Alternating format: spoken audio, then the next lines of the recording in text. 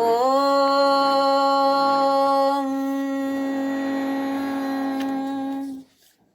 ఓం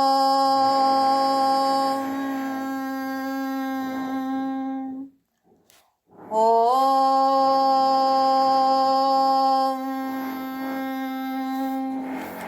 శుక్లాంబరధరం విష్ణుం శశివర్ణం చతుర్భుజం ప్రసన్నవదనం ధ్యాయేత్ సర్వవిఘ్నోపశాంతయే. గురుర్బ్రహ్మా గురుర్విష్ణు గురుర్దేవో మహేశ్వరః గురుః సాక్షాత్ పరబ్రహ్మ తస్మై శ్రీ గురవే నమః. సరస్వతీ నమస్తుభ్యం వరదే కామరూపిణి విద్యారంభం కరిష్యామి సిద్ధిర్భవతు మే సదా. హరి ఓం. అందరికీ శుభోదయం. దివ్యమైన భవ్యమైన నిత్య నూతనమైన సనాతనమైన పురాతనమైన అతి పవిత్రమైన మన లోపల ఉన్నటువంటి ఈ దేవాలయానికి అందరికీ స్వాగతం. పప్పా స్వామి రామదాస్ మా గురుగారి పాదార విందాలకు అనంత ప్రణామాలు. మా అమ్మ నాన్నకి కూడా నమస్కారాలు.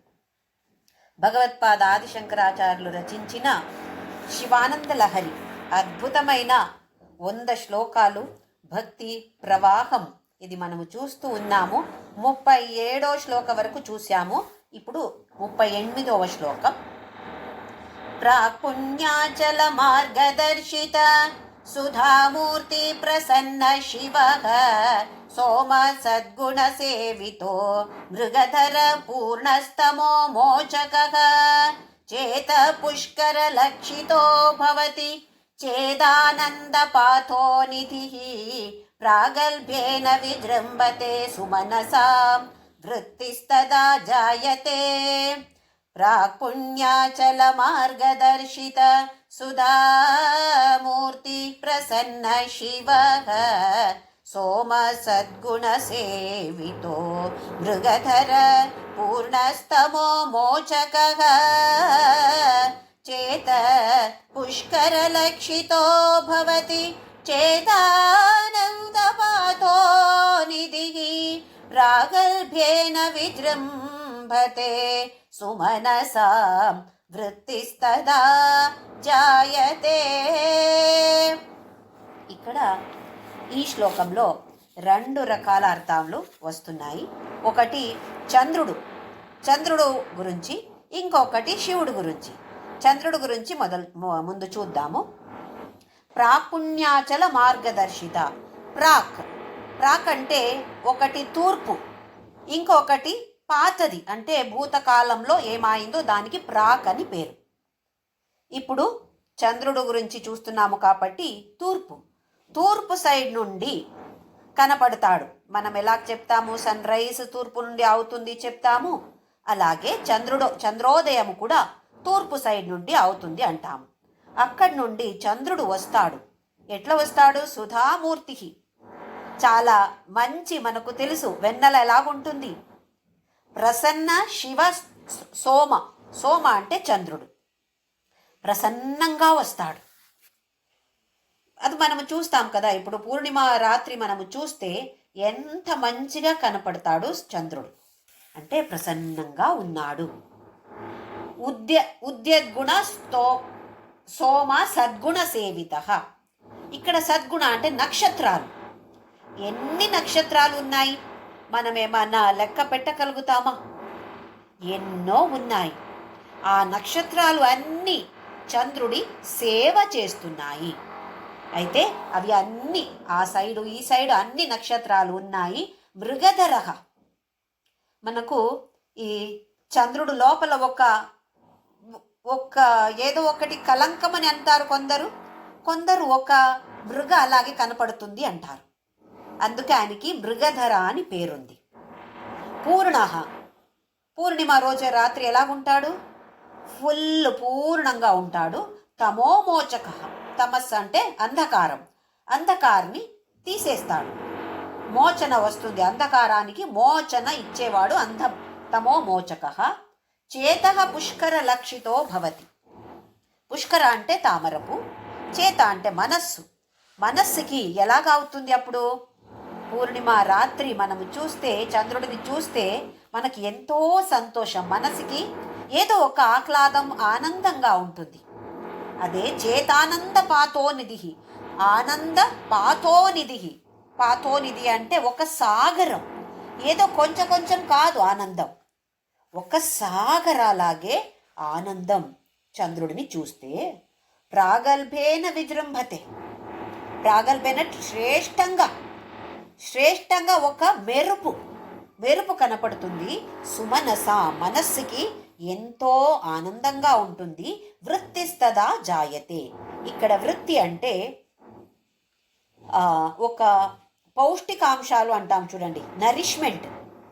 ఏమంటారు అంటే ఈ చెట్టులకి అన్నీ ఈ చంద్రుడిది ఒక షైనింగ్ ఉంటుంది కదా, దానివల్ల అంత పౌష్టికాంశాలు దొరుకుతాయి అంటారు చెట్టులకి.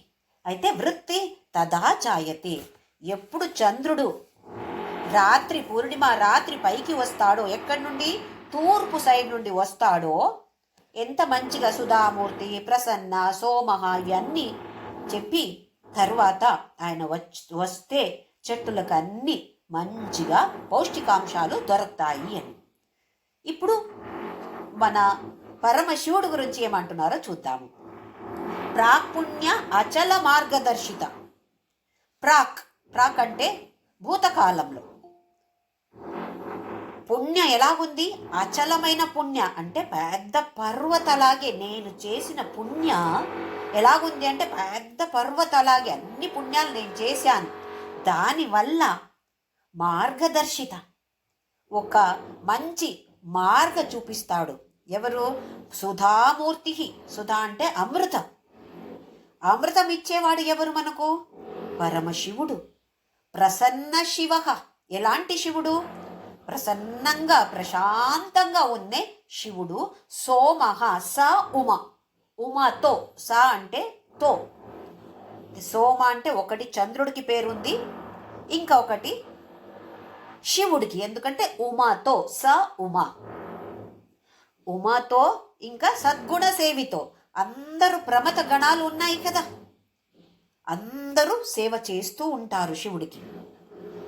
మృగధరః, ఒక జింకాని పట్టుకొని ఉంటాడంట శివుడు, అందుకే ఆయనకి పేరు మృగధరః. పూర్ణః, బృహదారణ్యక ఉపనిషత్తులో వచ్చే శ్లోకం అందరికీ తెలుసు. పూర్ణమద పూర్ణమిదం పూర్ణాత్ పూర్ణముదచ్యతే పూర్ణస్య పూర్ణమాదాయ పూర్ణమేవావశిష్యతే.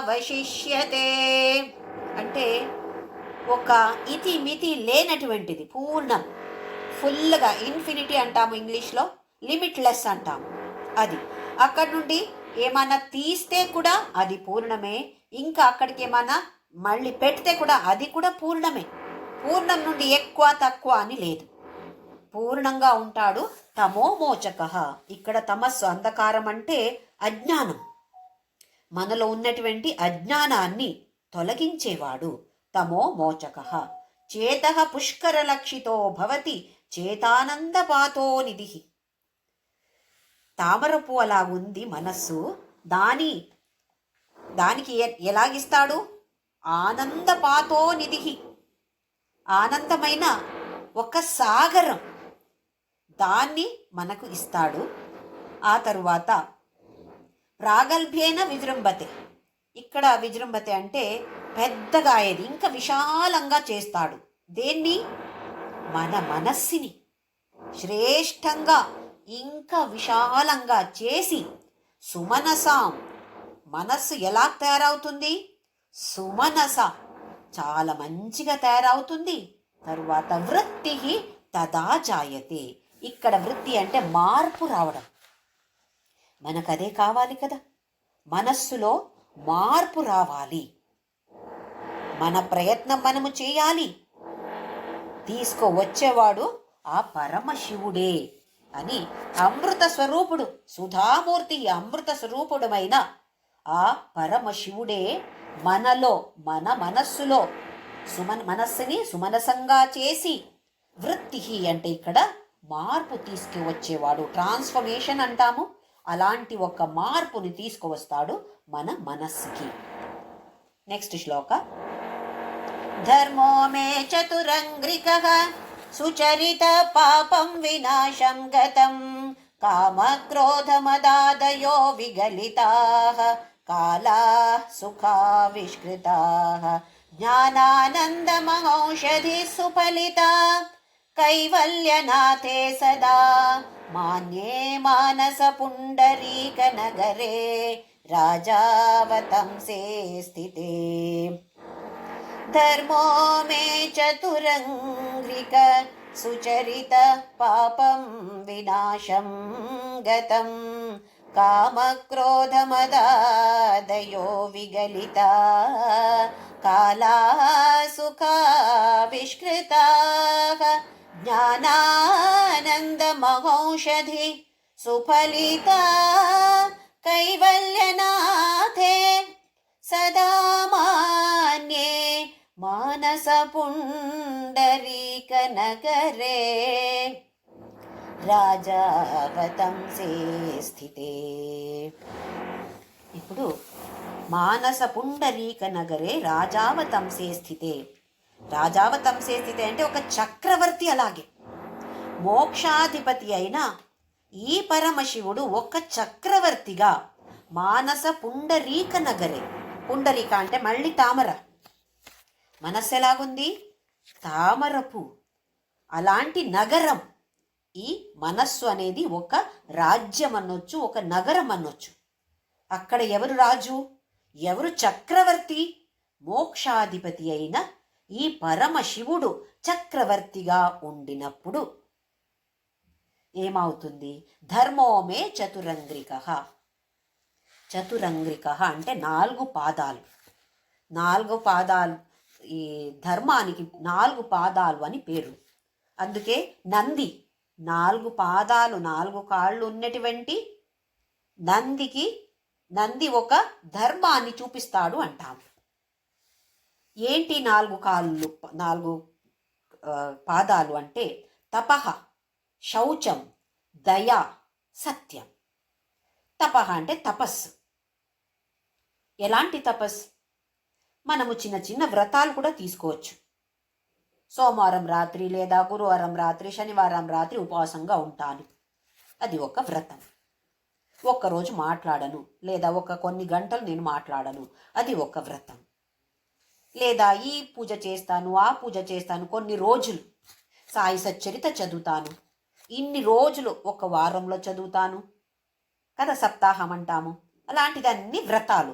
ఏ చిన్న వ్రతలైనా దానికి పేరు తపస్సు. ధర్మాన్ని ఆచరించాలి అంటే మనకు తెలియాలి, ధర్మం ఏంటో అని తెలియాలి. అందుకే చెప్తున్నారు 4 పాదాలు ఉన్నాయి. మొదటి పాద తప, రెండోది శౌచ. శౌచ అంటే శుచిగా ఉండటం, పరిశుద్ధంగా ఉండటం. బయట బాహ్య అది కూడా చూసుకోవాలి. దేహం కూడా నీట్గా క్లీన్గా ఉండాలి. ఏదో కొత్త డ్రెస్ వేసుకోవాలని కాదు, కానీ నీట్గా ఉన్నటువంటి డ్రెస్సులు మనం వేసుకోవాలి. బయట నీట్గా ఉండాలి. దానికి ఎక్కువ లోపల మనస్సు పరిశుద్ధంగా నిర్మలంగా ఉండాలి. మూడవది దయ. దయ అంటే మనకు తెలుసు కరుణ. అందరి మీద కరుణ ఉండాలి. మనకు ఎలాగుంది? కరుణ మనకు కూడా ఉంది. ఎవరి మీద ఉంది? మన కుటుంబస్తుల మీద మాత్రమే. ఇంకా వేరే వాళ్ళ మీద మనకి ఏమి కరుణ లేదు. ఒక ప్రాణి మీద కూడా మనకు ఏమి కరుణ లేదు. అలా కాకుండా అందరి మీద దయ ఉండాలి. తరువాతది 4వది సత్యం. అది మనకు తెలుసు, అబద్ధం ఆడకూడదు, సత్యమే ఆడాలి. కానీ ఆచరిస్తున్నామా? తెలుసు, అందరికీ థియరీ అందరికీ తెలుసు, దాన్ని ఆచరించాలి అంటున్నారు. అందుకే ధర్మానికి ధర్మోమే చతురంగ్రికః, 4 పాదాలు ఉన్నటువంటి ధర్మాన్ని నేను ఆచరిస్తున్నాను. ఎప్పుడు? ఎవరు చక్రవర్తి? పరమశివుడు చక్రవర్తిగా నా మనస్సులో ఉండినప్పుడు నేను ధర్మాన్ని ఆచరిస్తున్నాను. సుచరిత, మంచిగా ఆచరిస్తున్నాను. పాపం వినాశం గతం, ఎన్నో జన్మాలు చేసిన పాపాలు అన్నీ నాశమైపోయింది. వినాశం గతం, నాశమై గతం అంటే పోయింది. సంచిత పాప వినాశ కలింగం అని పాడతాము చూడండి. ఈ ప్రారంధమో సంచితమో అన్ని నాశమైపోతుంది. కామ క్రోధ మద ఆదయో విగలిత. కామ క్రోధ లోభ మోహ మద మాత్సర్యాన్ని షడ్వైరిలు అంటాం. ఆది ఇవన్నీ కూడా విగలిత, అన్నీ పోయాయి. అలాంటి ఏ వైరి కూడా ఇప్పుడు నాలో లేదు. కాలాహ సుఖావిష్కృత. అబ్బా, కాల ఎంత మంచిగా ఉంది. వాతావరణం చూడండి ఎంత బాగుంది. కాల చాలా బాగుంది. జ్ఞానానంద మహౌషధి సుఫలిత. పెద్ద ఇక్కడ ఔషధి అంటే చెట్టు. ఎలాంటి చెట్టు? జ్ఞానానంద మహౌషధి. జ్ఞాన అనే ఒక పెద్ద చెట్టు ఏమిస్తుంది? సుఫలిత, మంచి ఫలాన్ని ఇస్తుంది. జ్ఞానం ఏమిస్తుంది? ఏ ఫలాన్ని ఇస్తుంది? శ్రేష్టమైన ఫలం, మోక్ష. ఓహో, ఈ చెట్టు ఇప్పుడు పెద్దగా అయింది. ఎంత మంచి సుఫలాన్ని ఇస్తుంది. మంచి ఫలాన్ని నాకు ఇస్తుంది. కైవల్యనాథే, నువ్వు ఎవరు? మోక్షాధిపతి నువ్వు, కైవల్యనాథుడు నువ్వు. సదామాన్యే మానస పుండరీక నగరే రాజావతంసే స్థితే. నువ్వు నా మనస్సులో తామరపు అలాగుంది నా మనస్సు. ఇక్కడ నువ్వు వాస చేస్తే ఏమవుతుంది? నేను మంచిగా ధర్మాన్ని ఆచరిస్తాను. అన్ని పాపాలు విడిపోతాయి. కామ క్రోధ ఏ ఒక్క వైరి కూడా లేదు నా దగ్గర ఇప్పుడు. ఇంకొకటి మంచి జ్ఞానాన్ని, మంచి చెట్టు సుఫలాన్ని నాకు ఇస్తుంది. ఇంకొక విధంగా చూడాలి అంటే ఇవి అన్ని మనము చేస్తే, ధర్మాన్ని ఆచరిస్తే, కామ క్రోధ లోభ మోహ దీన్ని మన కంట్రోల్లో తీసుకువస్తే, మన మనసుని మనము కంట్రోల్లో తీసుకువస్తే అప్పుడు ఆ మోక్షాధిపతి చక్రవర్తిగా మన మనస్సులో ఉంటాడు. మన మనస్సుని మనము క్లీన్గా నీట్గా మనము పెట్టుకోవాలి అని అంటున్నారు ఆదిశంకరాచార్యులు. 40 శ్లోకం ఇప్పుడు. ధీయంత్రేణ వచో ఘటేన కవిత కుల్యోపకుల్యాక్రమైః ఆనీతైశ్చ సదాశివస్య చరితాం భోరాశి దివ్యామృతైః హృత్కేదారయుతాశ్చ భక్తికలమాః సాఫల్యమాతన్వతే దుర్భిక్షాన్ మమ సేవకస్య భగవన్ విశ్వేశ భీతి కుతః. ఇక్కడ మన మనస్సుని ఒక దున్నిన పొలానికి పోలిస్తున్నారు. దున్నడం, ఒక పొలాల్లో ఏమైనా విత్తాలి అంటే మనకు తెలుసు దాన్ని దున్నాల్సిందే. ఏమేం కావాలి దానికి? అక్కడ పని చెయ్యాలంటే ఏమేం కావాలి? ధీయంత్రేణ, యంత్ర. దేనికి యంత్ర కావాలి? చూడండి, ఇది 8వ శతమానంలో రాశారు ఆదిశంకరాచార్యులు. అప్పుడే యంత్ర ఉండింది. మనమేమో ఇప్పుడు మాత్రమే పెద్ద యంత్రాలు ఉన్నాయి అనుకుంటాము. అప్పుడు కూడా రకరకాల యంత్రాలు ఉండింది అని ఇక్కడ మనకు కనపడుతుంది. పొలానికి నీళ్లు కావాలి. నీళ్లు తీసుకురావాలంటే అక్కడ ఒక మోటార్ కావాలి. పంప్ చేయాలి కదా నీళ్లు. లేకపోతే ఎట్లా తీసుకొస్తాము పొలానికి? అక్కడ పంపు చేసి పైపుతో మనము నీళ్లు పోస్తాము. పొలం నిండా నీళ్లు పోసి దున్ని తరువాత అందులో విత్తనాలు విత్తాము. అది అందరికీ తెలుసు. ఇక్కడ ధీ అనే యంత్ర, ధీ యంత్రేణ. ధీ అంటే బుద్ధి, మన బుద్ధి. మన బుద్ధిని ఒక మంచి యంత్రంగా ఉపయోగించాలి అంటున్నారు. ధీ అనే యంత్రతో వచోఘటేన. ఇప్పుడు పెద్ద ట్యాంక్ కావాలి మనకు. అక్కడ నీళ్లు తీసుకువచ్చి పెట్టాలంటే ఒక ట్యాంక్ కావాలి. అది ఏంటి? వచో ఘట. ఘట అంటే ఒక పాట్, ఘట తెలుసు మనకు. వచ అంటే ఇక్కడ మాటలు, ఏదో మాటలు కాదు, వేదాలు. వేదాలు వచ్చేటువంటి శ్లోకాలు లేదా నామస్మరణాలు, దానికి వచ అని పేరు. ఇక్కడ వచోఘటేన కవిత కుల్యోపకుల్యాక్రమై ఆనీతైశ్చ. ఎక్కడి నుంచి తీసుకువస్తాము? సదాశివస్య చరితాం భోరాశి దివ్యా అమృతై. పెద్ద సాగరం. దేనిది సాగరం? సదాశివస్య చరితాం, శివుడి చరిత్రాలది పెద్ద సాగరమే ఉంది. ఎన్నో పురాణాలు ఉన్నాయి. శివపురాణ, స్కంద పురాణ, ఏ పురాణ చూస్తే కూడా అందులో శివుడి ఒక కథ ఉంటుంది, కొన్ని విచారాలు ఉంటాయి. ఈ కథలు ఉన్నటువంటిదే, విచారాలే ఒక పెద్ద రాశి లేదా ఒక పెద్ద సాగరం. అంటే అక్కడ అది అంత నీళ్లు అని చెప్పినట్టు అక్కడి నుండి మనము తీసుకురావాలి. బుద్ధి అనే యంత్రాన్ని ఉపయోగించి ఈ సదాశివుడి చరితాలు, అది పెద్ద నీళ్లుండినట్టు అక్కడి నుండి తీసుకువచ్చి ఎక్కడ పెడతాము? కవిత కుల్య ఉపకుల్య. కవితాలు అంటే పదాలు, కాలువ, కుల్య అంటే కాలువ, ఉపకాలువ. ఇక్కడ తీసుకువచ్చి ఉపకాలువ, కాలువ ఎందుకు కావాలి? గమనిస్తే మన మనస్సు ఎలాగుంటుంది? ఏదో బయటంగా మనము చూస్తే ఆహా బాగానే ఉంది, నేను భక్తితోనే ఉన్నాను అని అనిపిస్తుంది. వేరే వాళ్ళకు చూస్తే ఆహా ఎంత మంచి వాళ్ళండి, ఎంత భక్తితో విష్ణు సహస్రనామ పూజలు అన్నీ చేస్తారు అంటారు. కానీ మన మనసు మనకు మాత్రమే తెలుసు ఎంత చెడ్డది అది అని. మనకు మాత్రమే తెలుసు, బయట వాళ్ళకి ఎవరికి కనపడదు. మనమే అనుకుంటాము ఓహో చాలా మంచి మనసు నాది అని.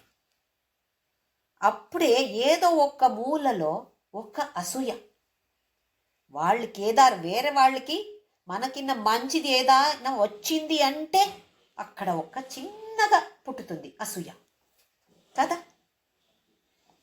తరువాత ద్వేష వస్తుంది, కొంచెమే. ఏదో మనస్సున ఒక్క మూలలో చిన్నది పుట్టితే చాలు, తరువాత అది పెద్దగా అవుతుంది. మనము గమనించట్లేదు. అందుకే కాలువలో ఈ చరితాలు తీసుకురావాలి, కాలువలో ఇలాంటి నామస్మరణ తీసుకురావాలి. ఉపకాలువలో కూడా అవి అన్నీ పెట్టాలి. మనస్సున మూలకి ఇది అంతా అందాలి.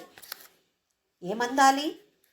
ఎట్లా పొలానికి అన్ని చోట నీళ్లు రావాలి, నీళ్లు ఉండాలి. ఏదో ఒక్క చోటానికి అందట్లేదు అంటే ఏం చేస్తాము? ఒక్క పాట్ తీసుకొని అందులో పోస్తాం మనం. అలాగే కాలువ, ఉపకాలువ. మనస్సులో ఎన్నో మూలలున్నాయి. ఇలాంటి చిన్నవి ఎన్నో ఇలాంటివి పుట్టుతాయి. కామ, క్రోధ, లోభ, మోహ, మద, మాత్సర్య, వైరులు. ఏదో బయట చూస్తే కనపడట్లేదు, ఊరికే పైన చూస్తే ఏమీ లేదు, నేను చాలా మంచిది. కానీ గమనిస్తే చిన్నవి పుట్టుతూ ఉంటాయి. అందుకే ఆదిశంకరాచార్యులు చెప్తున్నారు, కాలువ, ఉపకాలువ, చిన్న ప్లేసెస్ కూడా ఉంటాయి. అక్కడికి కూడా ఈ చరితాలు అందాలి. స్మరణ అనేది అక్కడంతా అందాలి. తరువాత హృత్కేదార యుతాశ్చ భక్తి కలమా. కేదార అంటే పొల. ఇప్పుడు హృత్కేదార, నా మనస్సు అనే ఈ పొల, దీన్ని కేదార యుతాశ్చ భక్తి కలమ, దున్నిన పొలమైంది ఇప్పుడు ఇది. ఇప్పుడు ఏం విత్తన ఏంటి అందులో? భక్తి అనేది విత్తనాలు. కలమ అంటే ఇక్కడ వరి, దాన్ని భక్తి అనే వరి. ఇప్పుడు దాన్ని విత్తితే సాఫల్యం నా తన్వతే, ఎంత మంచి ఫల ఇస్తుంది అది. విత్తనాలు వేరేమి కాదు, ఇక్కడ భక్తి అనేది విత్తనాలు. భక్తి అనే దాన్ని అలాంటి విత్తనాలు ఉంటే మంచి ఫలాలు మనకు వస్తున్నాయి. అప్పుడు దుర్భిక్షాన్మమ సేవకస్య భగవన్, నీ సేవకుడు కదా నేను. ఇలా విత్తినప్పుడు, భక్తిని విత్తినప్పుడు దుర్భిక్ష ఎక్కడ? దుర్భిక్ష అంటే ఏమీ ఉండకపోవడం, ఏ ఫలాలు కూడా రాకపోవడం. ఎంత మంచి భక్తి విత్తనాలని విత్తితే ఎంత మంచి ఫలం వచ్చింది. దుర్భిక్ష ఎక్కడ ఉంది శివ? నాకు నీ సేవకుడు కదా నేను భగవత్ విశ్వేష భీతి కుతః, నాకు ఎక్కడ దేనిది భయం? ఇప్పుడు భీతి అనేది నాకు అస్సలు లేదు. దుర్భిక్ష లేనప్పుడు దేనిది భయం నాకు? ఎంత ఎంత మంచిగా చెప్తారు చూడండి. మనస్సు అనేది దున్నిన పొలం. మంచి మంచి పోలికలు ఉన్నాయి. నెక్స్ట్ శ్లోక చూద్దాము. పాపోత్పాత విమోచనాయ రుచిరైశ్వర్యాయ మృత్యుంజయ స్తోత్ర ధ్యాననతి ప్రదక్షిణ సపర్యాలోకనా కర్ణనే జిహ్వా చిత్త శిరోంగ్రిహస్తనయన శ్రోత్రైరగం ప్రార్థితో మామాజ్ఞాపయ తన్నిరూపయ ముహుః మామేవ చః. పాపోత్పాత విమోచనాయ రుచిరై ఐశ్వర్యాయ మృత్యుంజయ స్తోత్ర ధ్యాననతి ప్రదక్షిణ సపర్యా లోకనా కర్ణనే జిహ్వా చిత్త శిరోంగ్రి హస్తనయన శ్రోత్రైరగం ప్రార్థితో మామాజ్ఞాపయ తన్నిరూపయ ముహుః మామేవ చః. ఇక్కడ నా అన్ని ఇంద్రియాలు నీకోసమే పని చేస్తున్నాయి. దాన్ని నువ్వు చెయ్యాలి. అట్లా చెయ్యాలంటే నువ్వు నాకు ఒక రిమైండర్ ఇవ్వాలి కదా. ఒక్క విధంగా చెప్తున్నారు, తన్నిరూపయ, తత్ నిరూపయ. నిరూపయ అంటే నాకు చెప్పు, నాకు పూజ చేసి ధ్యానం చేసి ఏ విధానం నాకు తెలీదు, దాన్ని నాకు నేర్పించు. ఇది ఒకటి. ఇంకొకటి నిరూపయ అంటే నేను మర్చిపోతాను, నువ్వు కొంచెం నాకు ఒక రిమైండర్ ఇవ్వు, లేదా నా జ్ఞానేంద్రియాలకి నువ్వు చెప్పు. నేను చెప్తే వింటాయా? ఆహా, నువ్వు చెప్తే వింటాయి కదా, అయితే నువ్వు చెప్పు అని అంటున్నారు. పాపోత్పాత విమోచనాయ. పాప అనేది పెద్ద ఉత్పాత, దాని నుండి మనకు విమోచన రావాలి. రుచి ఐశ్వర్యాయ, మంచి ఐశ్వర్య. రుచి అంటే టేస్ట్ అని కాదు, ఇక్కడ మంచి ఐశ్వర్య రావాలి, మంచి సంపత్తు రావాలి. ఎలాంటిదది? శాశ్వతమైనది, మంచి జ్ఞానం రావాలి. మృత్యుంజయ, నువ్వెవరు? మృత్యుని జయించినవాడు నువ్వు, మృత్యుంజయ. స్తోత్ర చేయడం, ధ్యాన నతి అంటే నమస్కారం చేయడం, ప్రదక్షిణ చేయడం, సపర్య అంటే పూజ, లోకనాకర్ణని. జిహ్వ నాలిక, చిత్త మనస్సు, శిర తల, అంగ్రి పాదాలు, హస్త చెయ్యి, నయన కళ్ళు, శ్రోత్రైరకం ప్రార్థితో చెవులు, ఇవి అన్ని ప్రార్థన చేస్తున్నాయి. ఏమని? శివుడిది అన్ని నేను వినాలి అని చెవులు చెప్తున్నాయి, నేను శివుడిని చూడాలి అని కళ్ళు చెప్తున్నాయి. ఇలాగ వేరే వేరే వేరే వేరే ఇంద్రియాలు, వేరే వేరే అంగాలు, జ్ఞానేంద్రియాలు, కర్మేంద్రియాలు అన్నీ కూడా నాకు చెప్తున్నాయి, చేద్దాము శివుడి నామస్మరణ చేద్దాము, నామస్మరణ విందాము, శివుడినే చూద్దాము, ఇలా చెప్తున్నాయి. అది చెప్పాలంటే మర్చిపోతాయి కదా. మాం ఆజ్ఞాపయ, అలా చెయ్యాలని ఉంటే కూడా చేయగలుగుతామా? అయితే నువ్వు నాకు ఆజ్ఞ ఇవ్వాలి. తన్ నిరూపయ, రెండు రకంగా చూడొచ్చు. నాకు అది తెలీదు, ఆ విధానం తెలీదు, ఎలా చెయ్యాలో తెలీదు, దాన్ని నువ్వు నాకు నేర్పించు. లేదా ఇంకొకటి, నేను మర్చిపోతానురా, నాకు కొంచెం చెప్పు, మర్చిపోతే నాకు రిమైండ్ చేయి నువ్వు అని చెప్పినట్టు. ముహుహు అంటే మళ్ళీ మళ్ళీ మామేవ మాం ఏ మామే వచహ. అవచహ అంటే నువ్వు మాట్లాడకుండా ఉండొద్దు, నాకు నేర్పించేసే ఇవన్నీ, లేదా నా ఇంద్రియాలకు వచ్చి చెప్పు, చెయ్యండి, నా నామస్మరణ చెయ్యండి అని చెప్పు. నువ్వు మాట్లాడకుండా ఉండొద్దు. అవచహ, ఆహా మాట్లాడకుండా ఉంటావా, ఆహా వద్దు, మాట్లాడు, చెప్పు అని ఎంత మంచిగా కోరుకుంటున్నారు ఆదిశంకరాచార్యులు. ఒకసారి ఒక వ్యక్తి చనిపోయి చాలా పాపకర్మాలు చేసి తరువాత చనిపోతాడు. కానీ కొన్ని పుణ్యకర్మాలు చేశాడు కాబట్టి వెళ్తూ వెళ్తూ సూక్ష్మ శరీర వెళ్తూ వెళ్తూ భగవంతుడు కనపడ్డాడు. కొంచెంసేపు మాత్రమే, ఆ తర్వాత నరకానికి తీసుకువెళ్తారు ఆయన్ని. అప్పుడు భగవంతుడు అడిగాడంట, నా నామస్మరణ ఏమన్నా చేసావా నాన్న నువ్వు? లేదు, మర్చిపోయాను, చేయలేదు. అయితే కొన్ని పుణ్యకార్యాలు నువ్వు చేశావు కాబట్టి నీకు మళ్ళీ మనుష్య జన్మ దొరుకుతుంది, అప్పుడు జాగ్రత్తగా ఉండు, నా నామస్మరణ చెయ్యి, నన్ను తలుచుకోవాలి నువ్వు అని చెప్తే ఈ వ్యక్తి అన్నాడంట, సరే చేస్తాను, కానీ నేను మర్చిపోతే కొంచెం నాకు రిమైండర్ ఇవ్వు. సరే అన్నాడంట భగవంతుడు. మళ్ళీ పుట్టాడు, మనుష్య జన్మ మళ్ళీ దొరికింది. పుణ్య కార్యాలు చేశాడు కాబట్టి మళ్ళీ మనుష్య జన్మవే దొరికింది. నరకానికి వెళ్ళి తర్వాత వచ్చాడు. మన అలాగే భగవంతుడి గురించి మర్చిపోతాడు.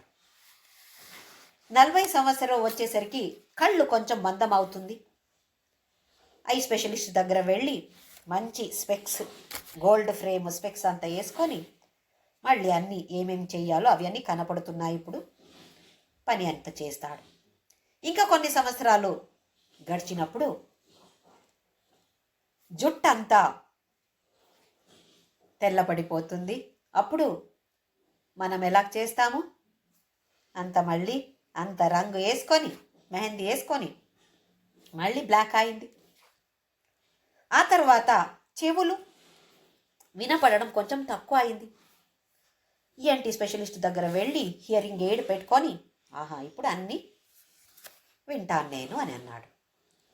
ఇంకా కొన్ని సంవత్సరాలు అయిన తర్వాత కాళ్ళు నడవలేకపోతాడు. ఒక వీల్ చైర్ తీసుకొస్తారు పిల్లలు. వీల్ చైర్లో కూర్చి మాలు తిరుగుతాడు. 80 సంవత్సరం అయ్యేసరికి మళ్ళీ చనిపోతాడు.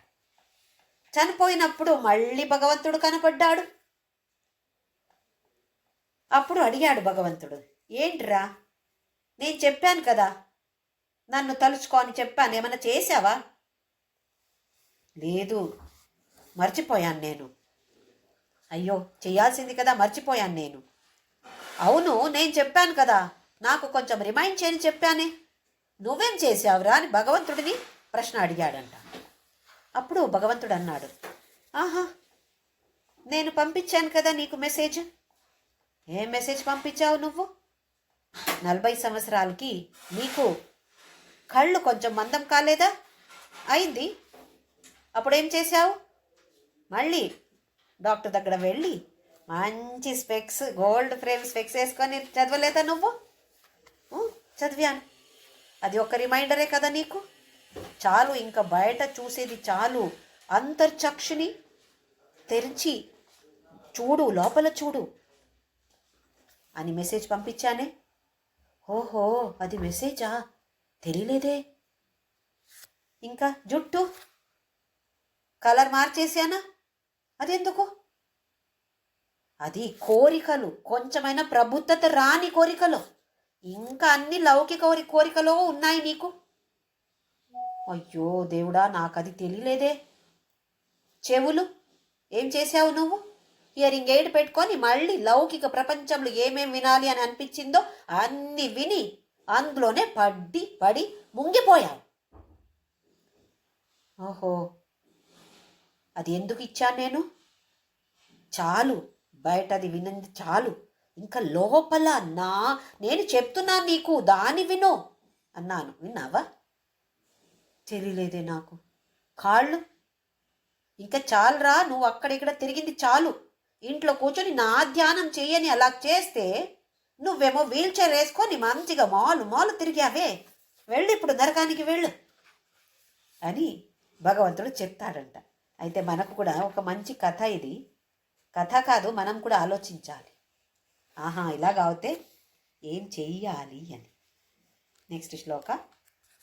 గాంభీర్యం పరికాపదం ఘనధృతి ప్రాకార ఉద్యద్గుణస్తోమః ఆప్తబలం ఘనేంద్రియచయో ద్వారాణి దేహస్థితః విద్యావస్తు సమృద్ధిరిత్యఖిల సామగ్రి సమేతే సదా దుర్గాతి ప్రియ దేవ మామక మనో దుర్గే నివాసం కురు. గాంభీర్యం పరికాపదం ఘనధృతి ప్రాకార ఉద్యద్గుణస్తోమః ఆప్తబలం ఘనేంద్రియచయో ద్వారాణి దేహస్థితః విద్యావస్తు సమృద్ధిః ఇత్యఖిల సామగ్రి సమేతే సదా దుర్గాతి ప్రియ దేవ మామక మనో దుర్గే నివాసం కురు. ఇక్కడ ఒక దుర్గ, ఒక కోట, ఫోర్ట్ అంటాం కదా, దానికి పోలిస్తున్నారు. మన మనస్సు అనేది ఒక దుర్గం ఉండినట్టు ఉంది, ఒక కోట ఉండినట్టు ఉంది అని అంటున్నారు. గాంభీర్యం చాలా లోతుగా ఉన్నటువంటి పరికాపదం. ఈ కోట బయట ఒక పెద్ద లోతుగా ఉంటుంది చూడండి, దాన్ని చెప్తున్నారు. పరికాపదం ఘనధృతి. ఒక ధృతి అనే గోడ. కోట ఎలాగుంటుంది? చాలా ఎత్తుగా కడతారు కదా, అది ఘనంగా ఉంటుంది. అది ఇప్పుడు ధృతి అంటే మంచి ధైర్యం. ప్రాకార ప్రాకార అంటే అది ఘనధృతి ప్రాకారం గోడ. ఉద్యద్గుణ స్తోమః ఆప్తబలం, మంచి గుణాలు. ఉద్యద్గుణ అంటే చాలా మంచి గుణాలు. మనకేంటి ఇప్పుడు? అన్ని పెద్ద సేన, సైన్యం. ఒక్క గుణ కూడా ఒక సైనికుడు. ఎన్నో మంచి గుణాలు ఉన్నాయి కదా, అవి అన్ని కలిపితే ఒక పెద్ద సైన్యమే తయారైంది. ఆప్త బలం, మంచి బలమైన సైన్యం. ఘనేంద్రియచయో ద్వారాణి దేహస్థితః, అన్ని ఇంద్రియాలు. ఎన్ని ఇంద్రియాలు ఉన్నాయి? జ్ఞానేంద్రియాలు 5, కర్మేంద్రియాలు 5. ఇవి అన్నీ ఒక ద్వార. 10 ద్వారాలు ఉన్నాయి. ఇప్పుడు ద్వారాలు ఎందుకు కావాలి మనకు? లోపల రావడానికి, బయట వెళ్ళడానికి ద్వారాలు కావాలి. ఎలాగుండాలి ఈ ద్వారాలు? గట్టిగా ఉండాలి. ఎలాంటిది? ఇప్పుడు ఇంద్రియాలు, జ్ఞానేంద్రియాలు మనకు లోపల తీసుకువస్తాయి, వైరులు రాకూడదు. ఎవరు మంచివాళ్ళు, మనవాళ్ళు ఉంటే వాళ్ళని మాత్రమే లోపల రావాలి, వదలాలి. అలాగే బయట వెళ్ళడం, అందరూ బయట వెళ్ళలేరు. ఎవరికి బాగా శక్తి ఉంది వాళ్ళు మాత్రమే వెళ్ళాలి. ఘనేంద్రియచయో ద్వారాణి దేహే స్థితః, దేహలో ఉండిన అన్ని ఇంద్రియాలు నాకు ద్వారాలు. విద్యా వస్తు సమృద్ధి ఇత్యఖిల సామగ్రి సమేతే సదా. ఒక కిలా అంటాం కదా, ఫోర్ట్, కోట అంటాము. దాని లోపల ఇప్పుడు ఎవరైనా ముందు ఎలా ఉండింది? ఎవరైనా యుద్ధానికి వస్తారు అంటే అంత కోట అంత క్లోజ్ చేసి లోపల అన్ని సామాన్లు కావాలి. అది సిద్ధంగా ఉండాలి, రెడీగా పెట్టుకోవాలి. అవి అన్నీ రెడీగా ఉన్నాయి. ఎలాంటి సామాగ్రిలు, ఎలాంటి సామాన్లు? విద్యా వస్తు, మంచి విద్య, మంచి జ్ఞాన అనేది, అవి అన్ని సామాగ్రిల్ని లోపల పెట్టుకున్నాను. దుర్గాతి ప్రియ దేవ మామక మనః దుర్గే. నా మనస్సు అనేది ఒక దుర్గ, ఒక కోట అలాగే ఉంది. నీకు దుర్గా అంటే చాలా ఇష్టం కదా. 2 రకంగా చూస్తే కూడా దుర్గా అంటే ఎవరు? ఆయన పత్ని రూపమే కదా, పరమశివుడు పత్ని రూపమే దుర్గా. అయితే ఒకటి నీకు దుర్గా అంటే ఇష్ట, ఇంకొకటి దుర్గకు కూడా నువ్వు అంటే ఇష్టమే. ఇంకొకటి దుర్గా అంటే ఇప్పుడు నా మనస్సు కూడా నీకు ఇష్టమే కదా. అయితే ఇలాంటి ఒక మంచి కోట ఉంది, అందులో నువ్వు నివాసం కురు. భద్రత కావాలి కదా, ఏదైనా వాసం చేయాలంటే భద్రత ఉండాలి. అయితే ఇలాంటిది కోట ఎంత బాగుంది నా మనస్సు, అందులో నువ్వు వాసం చెయ్యి అంటున్నారు. ఒక పెయింటర్, ఇంగ్లీష్ పెయింటర్, నాకు పేరు గుర్తులేదు, ఆయన చాలా మంచిగా పెయింట్ చేసేవాడంట. ఒక్కసారి ఆయన పెయింట్ చేస్తాడు, ఏంటంటే ఒక మంచి పెద్ద హృదయాన్ని చిత్రం చేశాడు, పెయింట్ చేశాడు. బయట నుండి అంటే చిత్రంలో జీసస్ క్రైస్ట్, యేసుక్రీస్తుడు వచ్చి నాక్ చేయడం, టక్ టక్ అని చేసే ఒక చిత్రం అది. అందరు చాలా బాగుంది అని చెప్పారు. ఎవరో అతను మాత్రం వచ్చి గమనించి చెప్పాడంట, అవును అక్కడ ఒక ద్వారం ఉంది, కానీ దానికి హ్యాండిలే లేదే, ఎట్లా తీస్తాము హృదయానిది? ఒక ఇల్లు అలా చేశాడు, ఇంటి అలా చూపించాడు, కానీ బయట నుండి తీయడానికి హ్యాండిలే లేదే, ఇది తప్పు కదా, నువ్వు చేసింది మంచిదే, వేరే బాగానే ఉంది, కానీ ఇది తప్పు చేసావు, చిన్న తప్పు కదా అంటే ఆయన చెప్పాడంట ఆ పెయింటర్, తప్పు కాదు, హృదయానికి లోపల నుండి మాత్రమే హ్యాండిల్ ఉంటుంది, బయట నుండి ఎవరు కూడా తీయలేరు. భగవంతుడు వస్తే కూడా బయట నుండి తీయలేడు, మనమే దాన్ని మన మనస్సుని కంట్రోల్లో తీసుకువచ్చి దాన్ని మనం మాత్రమే ఓపెన్ చేయగలుగుతాం, అంతేకాని ఇంకా ఎవరు ఓపెన్ చేయలేరు అన్నట్టు.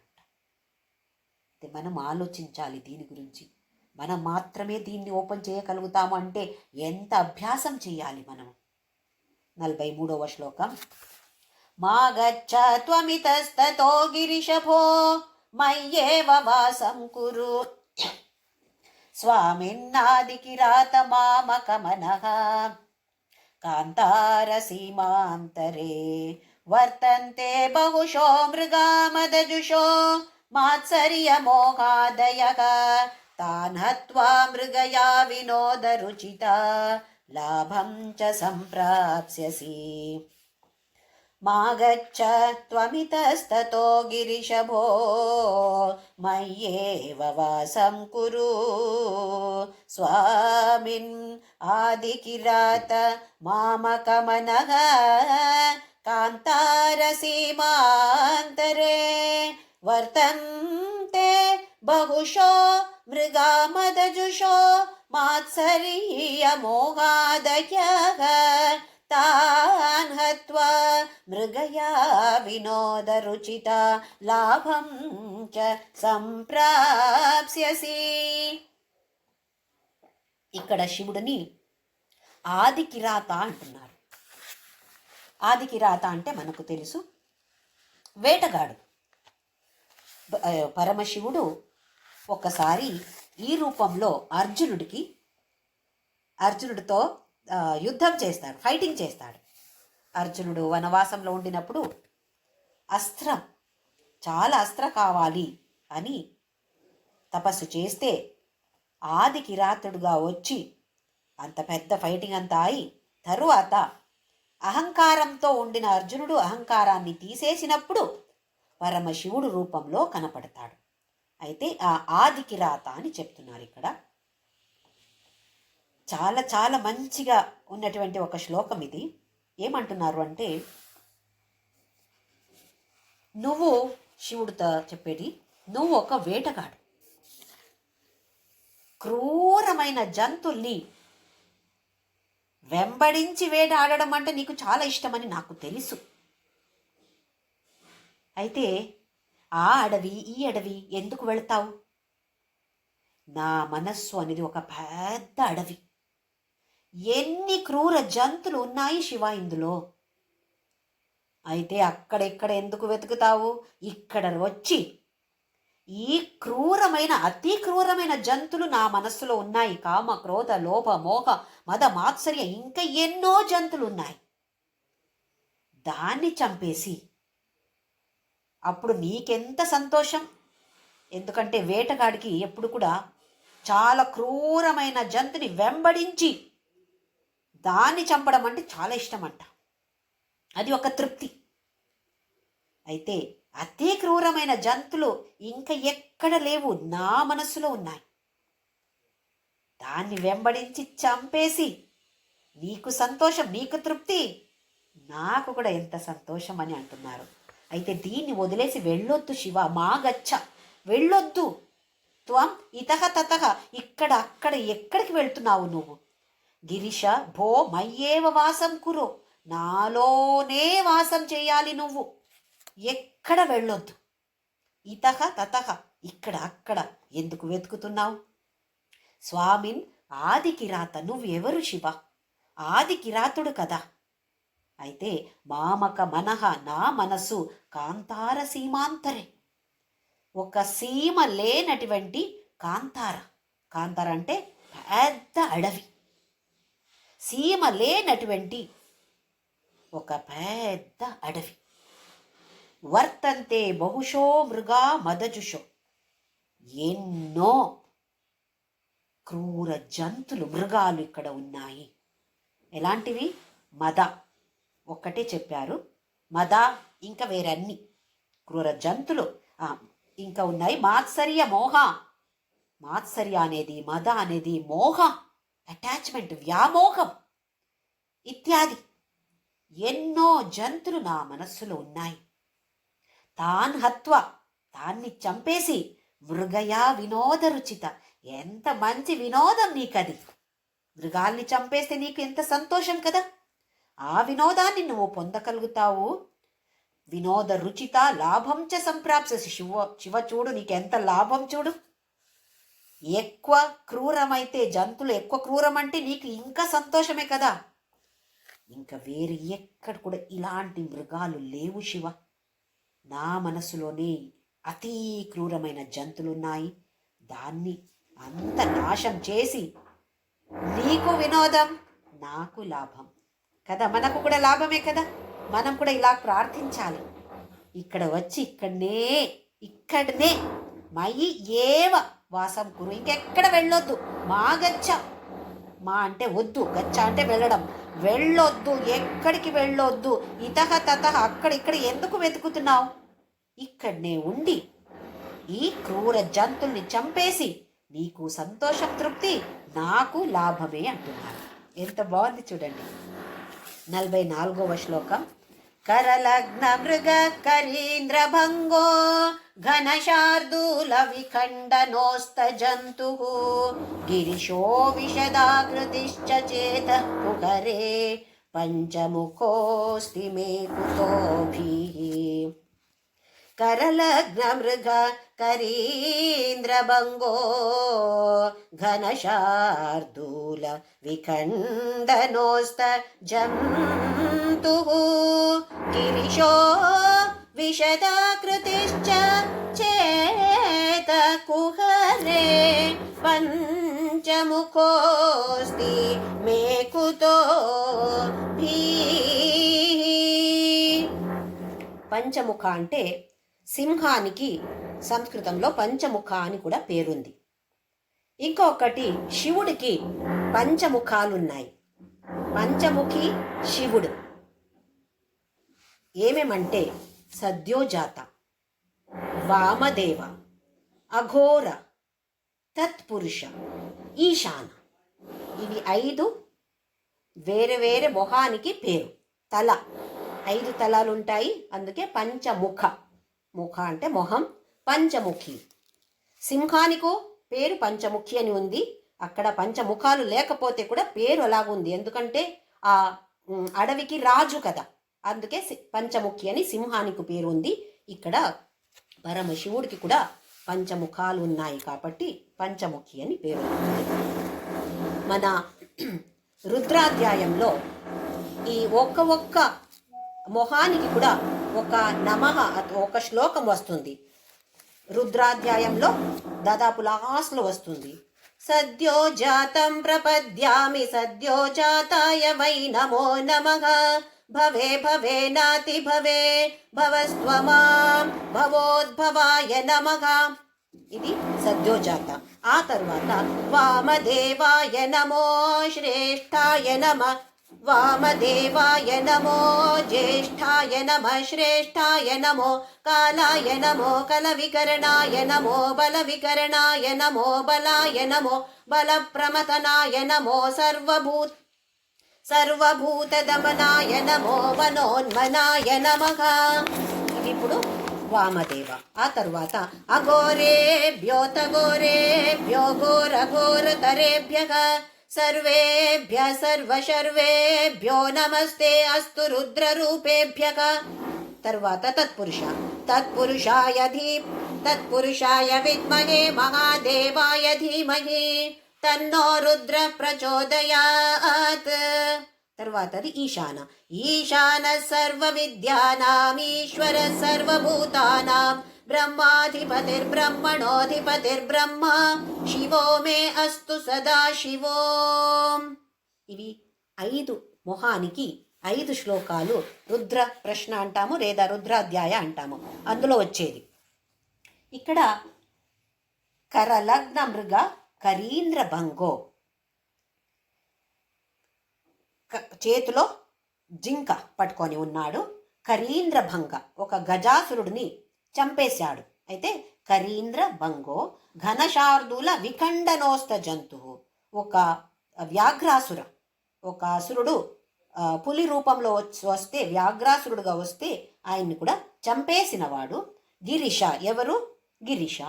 విషదాకృతిశ్చ, విషద అంటే మంచిగా ప్యూర్గా అని చెప్పొచ్చు, శుద్ధంగా చెప్పొచ్చు, లేదా చాలా విశాలంగా ఉన్నటువంటి. చేతః మనస్సులో, కుహరే ఎలాంటి ఒక గుహ, కుహరే అంటే గుహ, గుహ అలాగే ఉన్నటువంటి నా మనస్సు. అందులో పంచముఖోస్తి, ఈ పంచముఖుడు శివుడు నా మనస్సులో, మనస్సు అనే గుహలో ఉంటే కుతో భీహి, నాకెక్కడ భీతి, భయమే లేదు. ఎందుకంటే సింహ ఎలాగే గుహలో ఉంటుందో అలాగే ఈ పంచముఖి అయిన శివుడు నా మనస్సు అనే గుహలో వాసం చేసినప్పుడు నాకు దేనిది భయం, భయపడే అవసరమే లేదు అంటున్నారు ఆదిశంకరాచార్యులు. 45వ శ్లోకం చూద్దాం, చాలా మంచి శ్లోకం. ఛందశ్యాకిషికాన్వితై ద్విజవరైః సంసేవితే శాశ్వతే సౌఖ్యాపాదిని ఖేదభేదిని సుధాసారైః ఫలైర్దీపితే చేత పక్షిశిఖామణే త్యజ వృథా సంచారమన్యైరలం నిత్యం శంకరపాద పద్మయుగళీ నీడే విహారం కురు. ఛందశ్యాకిషికాన్వితై ద్విజవరై సంసేవితే శాశ్వతే సౌఖ్యాపాదిని ఖేదభేదిని సుధాసారై ఫలైర్దీపితే చేత పక్షిశిఖామణే త్యజ వృథా సంచారమన్యైరలం నిత్యం శంకరపాద పద్మయుగళీ నీడే విహారం కురు. ఇక్కడ మనస్సుని ఒక పక్షితో పోలిస్తున్నారు. ఎలాగంటే పక్షి ఏం చేస్తుంది, సాయంకాలం రాత్రి అవంగానే గూడు చేరాలి అని వెళ్తుంది. కొన్ని పక్షులకి గూడులు ఉంటాయి, కొన్ని పక్షులకి గూడు లేవు. అయితే ఎక్కడో ఒక చెట్టు అటు ఇటు వెతికి ఆ చెట్టో ఈ చెట్టో చూసి ఎక్కడో ఒక చోట కూర్చొని నిద్రపోతుంది. అయితే దాని గురించి ఇప్పుడు చెప్తున్నారు, చూద్దాము. ఛందశాకి, ఇక్కడ శాఖ అంటే చెట్టు లేదా కొమ్మలు. ఎలాంటి శాఖ, ఎలాంటి కొమ్మలు, ఎలాంటి చెట్టు అంటే ఛందస్ అంటే వేద లేదా ఉపనిషత్తు. పెద్ద చెట్టు, ఉపనిషత్తు వేద అనే పెద్ద చెట్టు. శిఖాన్వితై ద్విజవరై సంసేవితే శాశ్వతే. శిఖ దాని పైన అక్కడ ఏం చేస్తున్నారు, ద్విజవరై అంటే ఎవరికి శాస్త్ర వేదాలు తెలుసో వాళ్ళందరూ పైన కూర్చొని శాశ్వతంగా నీ సేవ చేస్తున్నారు. సౌఖ్యాపాదిని, మళ్ళీ శాశ్వతమైన సౌఖ్యాన్ని ఇచ్చేవాడు నువ్వు. ఖేదభేదిని, ఏమేం కష్టాలు దుఃఖాలు ఉన్నాయో అవి అన్ని నాశం చేసేవాడు నువ్వు. సుధాసారై ఫలైర్దీపితే, అమృత రస, అలాంటి సార ఉన్నటువంటి ఫల అంటే మోక్ష, అమృతత్వ ఇచ్చేది మనకు మోక్షం, అలాంటి ఇచ్చేవాడు నువ్వు. చేత పక్షి శిఖామణి, నా మనస్సు కూడా చాలా మంచి మనస్సు, అదే పక్షిలో శ్రేష్టమైన పక్షి. త్యజవృథ సంచారం అన్యై, అక్కడిక్కడ ఎందుకు వెతుకుతున్నావు అని మనస్సుకి చెప్తున్నారు ఇప్పుడు. శివుడు అంటే ఇవన్నీ చేసేవాడు. మనస్సు అనేది ఒక పక్షికి పోలిక. ఇక్కడ మనసుకి చెప్తున్నారు, అక్కడ ఇక్కడ ఏ చెట్టు మీద వెళ్ళాలి, ఎక్కడ గూడు కట్టాలి అని వెతుకొద్దు నువ్వు. నిత్యం శంకర పాద పద్మయుగలి, నీడే, ఇక్కడ నీడే అంటే గూడు. నీ గూడు ఎక్కడ కట్టాలి నువ్వు? ఆ శంకరుడు పాద పద్మ రెండు ఉన్నాయి కదా, ఎంత విశాలంగా ఉన్నాయి, అక్కడ గూడు కట్టి విహారం కురు. ఇంకా గూడులో ఏమేం చేయొచ్చు?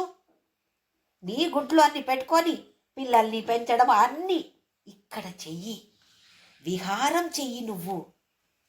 చూడండి ఎంత ఎంత ఒక్క మంచి ఊహన. ఆ చెట్టు ఈ చెట్టు ఎందుకు వెతుకుతున్నావు? సంచారం అన్య వ్యథ వృథ, అయ్యో వేస్ట్. అంటే ఇక్కడ చెట్టు అనేది ఛందస్సు అంటే వేద శాస్త్రాలు లేదా ఉపనిషత్తులు అనవచ్చు. అది కూడా అధ్యయన చెయ్యండి అంటున్నారు ఆదిశంకరాచార్యులు. అది అర్థం అవ్వకపోతే ఇలాంటిది భగవద్గీత ఉండొచ్చు, శివానంద లహరి ఉండొచ్చు, ఏదైనా కొంచెం అర్థం చేసుకోవాలి. పఠన చేయడం వేరు, చాలా మంచిదే, తప్పు అని కాదు. కానీ కొన్ని కొన్ని శ్లోకాల అర్థం మనం తెలుసుకుంటే ఆ భావన మనకు వస్తుంది. భావన చాలా మనకు ఇంపార్టెంట్. దాన్ని తెలుసుకొని ద్విజవరై సంసేవితే, ద్విజవరాలు తెలిసిన వాళ్ళు, అక్కడ బ్రాహ్మణ ద్విజ అంటే బై బర్త్ జన్మించే బ్రాహ్మణ జాతి కాదు, బ్రహ్మ పదాలు. ఎవరు బ్రహ్మ గురించి తెలుసుకోవాలి అని ఉంటున్నారో వాళ్ళకి పేరు ఇక్కడ. వాళ్ళ దగ్గర నేర్చుకోవాలి. నేర్చుకుంటే సౌఖ్య వస్తుంది, అంటే సుఖ వస్తుంది, దుఃఖ నాశం అయిపోతుంది. ఆ తర్వాత అమృత అనే మోక్ష కూడా దొరుకుతుంది. అలాగిచ్చేవాడు శివుడు. శివుడి పాద పద్మాలు అలా తెలిసినప్పుడు ఇంకా అక్కడ ఇక్కడ పర్మనెంట్గా ఎక్కడ ఉండాలి అని అనుకుంటున్నావా? పర్మనెంట్గా శాశ్వతంగా ఇక్కడనే గూడు కట్టి ఇక్కడనే విహారం చేయి. మనస్సుకి ఆదిశంకరాచార్యులు చెప్తున్నారు. ఎంత అద్భుతంగా చెప్తున్నారు చూడండి. అటు ఇటు తిరగొద్దు. మన మనస్సు ఎక్కడెక్కడ తిరుగుతుంది. ఒక్క 2 నిమిషం ధ్యానానికి కూర్చుంటే అటు ఇటు తిరిగితే అప్పుడు మనస్సుకి మనము చెప్పాలి, శివుడి పాదాల్ని ఒక్కసారి స్మరణ చెయ్యి. మనసుకి చెప్పాలి. ఒక్కసారి స్మరణ చేస్తే అక్కడనే గూడు తయారవుతుంది. అక్కడనే అటు ఇటు వెళ్ళొచ్చు. ఎంత విశాలంగా ఉన్నాయి పాదాలు. అటు ఇటు తిరగాల, అక్కడనే తిరుగు. పాదాలు విశాలంగా ఉన్నాయి కదా, అక్కడనే తిరుగు. విహారం చెయ్యి అంటున్నారు. ఏదో ఊరికి తిరగడం కాదు, విహారం చెయ్యి అక్కడ అంటున్నారు. మనమేమో అక్కడ ఆ ఊరు ఈ ఊరు ఈ మాలు ఆ మాలు అంటాము కదా విహారానికి. పిక్నిక్ అని వెళ్తాము, ట్రిప్ అని వెళ్తాము. ఈ నిత్యం శంకర పాద పద్మయుగలి, నిత్యం పర్మనెంట్గా అక్కడ గూడు ఉండని. ఇది చాలా పైకి ఉంది, శత్రులు రాలేరు. లేదా ఏదో అక్కడ గూడు కడితే ఏదో ఒక పామో ఇంకా ఏదో ఒకటి వచ్చి గుడ్లని తింటే అని భయం ఉంటుంది కదా పక్షికి. ఆ భయము లేదు. చాలా శిఖ. ఈ కొమ్మ లేదా చెట్టు ఉంది, దాని పైన ఉంది, ఇది కింద కాదు. ఎంత అద్భుతంగా వర్ణన ఇచ్చారు. మనం కూడా కొంచెం కొంచెమైన ధ్యానం చేస్తూ చేస్తూ, ఓహో, శంకరుడి పాద పద్మాల మీద నా మనసు ఉండాలి, ఇక్కడనే ఉండాలి అని ఆదిశంకరాచార్యులు మనకు బోధించారు. మనసు ఎక్కడెక్కడ వెళుతుంది? సరి, ఎక్కడ వెళ్తే కూడా అక్కడ కూడా భగవంతుడి పాదాలే కదా అవి. ఇలాంటి భావన మనము మళ్ళీ మళ్ళీ ఫోర్స్ చేసి తీసుకురావాలి. ఆ తర్వాత అలవాటు అవుతుంది అంటారు మన అందరు సంతులు కూడా. అయితే దాన్ని తెలుసుకొని మన ప్రయత్నం నామస్మరణ చేస్తూ చేస్తూ మన ప్రయత్నం మనము చేస్తూ ఈ అధ్యాత్మ పథంలో ముందుకు వెళతాము. ఓం శ్రీరామ్ జయ రామ్ జయ జయ రామ్. ఓం శ్రీరామ్ జయ రామ్ జయ జయ రామ్. ఓం శ్రీరామ్ జయ రామ్ జయ జయ రామ్. ఓం శ్రీరామ్ జయ రామ్ జయ జయ రామ్. ఓం శ్రీరామ్ జయ రామ్ జయ జయ రామ్. ఓం శ్రీరామ్ జయ రామ్ జయ జయ రామ్. ఓం శ్రీరామ్ జయ రామ్ జయ జయ రామ్. ఓం శ్రీరామ్ జయ రామ్ జయ జయ రామ్. ఓం శ్రీరామ్ జయ రామ్ జయ జయ రామ్. ఓం శ్రీరామ్ జయ రామ్ జయ జయ రామ్. ఓం శ్రీరామ్ జయ రామ్ జయ జయ రామ్. ఓం శ్రీరామ్ జయ రామ్ జయ జయ రామ్. ఓం అసతో మా సద్గమయ తమసో మా జ్యోతిర్గమయ మృత్యోర్మా అమృతం గమయ. ఓం శాంతి శాంతి శాంతి. లోకా సమస్తా సుఖినో భవంతు. లోకా సమస్తా సుఖినో భవంతు. లోకా సమస్తా సుఖినో భవంతు.